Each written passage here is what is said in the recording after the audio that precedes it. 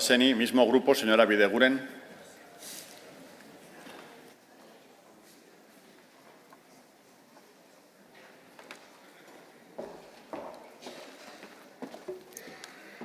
Eskerrik asko, mahaiburu, senatari jaun Andreok, arratsaldeon.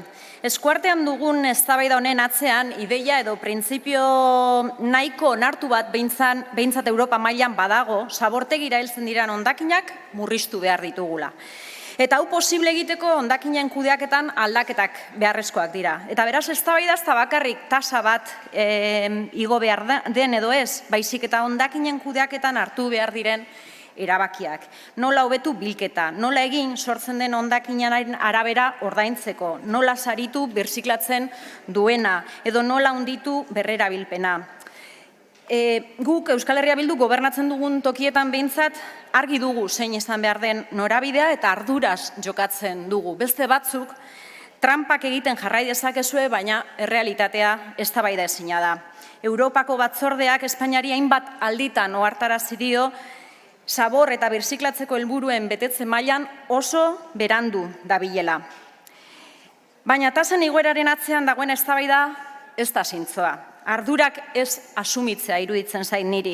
Eta hipokresia handia ikusten dut. Izan ere, jakin badakizue tasak, legez, definizioz, zerbitzu baten autofinantziaketa bilatu beharko lukela. Eta beraz, kostu guztiak estaltzeko moduko tasa baterantza joan beharra ez da kontu barri bat, ez da atzo gaueko kontu bat. Eta udalen autonomia defendatzeko asmoz etorri da Alderdi Popularra, baina hau ere ez da bat ere sinesgarria. Udalen autonomian historikoki izan dugun erasorik handiena, eta hemen gauden asko alkateak izan ginen garai horretan, 2013an izan zen. Razionalizazio legearekin gertatu zen. Eta hor, Mariano Rajoy Alderdi Popularra zegoen presidente. Garaiaretan gastuak limitatu ziguten eta austeritatea zen helburua. Arau berdina jarri zizkiguten udal guztiei. Kontratazio berriak egiteko mugak jarri zizkiguten. Gogoratzen duzue birjarpen tasen arazoa. Gure gastuak eta inbertsioak egiteko hainbat limitazio eta hainbat arazo izan genituen. Eta ondorioak gaur egunean ere begibistakoak dira. Zerbitzu batzuk bertan bera gelditu ziren. Beste askotan kalitatea okertu zen.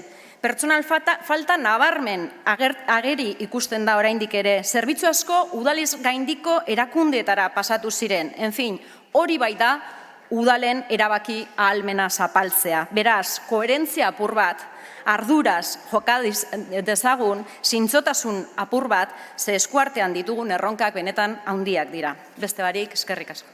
Muchas gracias, señora Bideguren. Grupo Socialista, señor Moscoso.